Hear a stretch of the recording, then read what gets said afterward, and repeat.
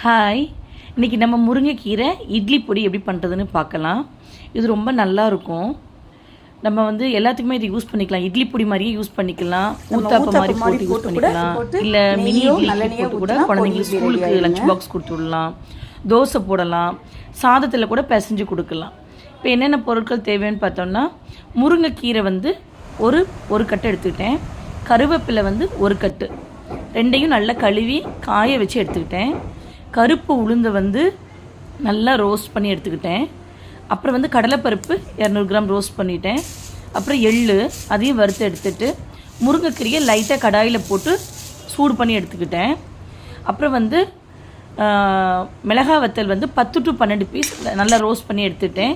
பூண்டு புளியும் வறுத்து எடுத்துட்டு லாஸ்ட்டு பெருங்காயம் உப்பு போட்டு நல்லா அரைச்சி எடுத்திங்கன்னா சூப்பரான முருங்கைக்கீரை இட்லி பொடி ரெடி. நம்ம இட்லி பொடி மாதிரியே எல்லாம்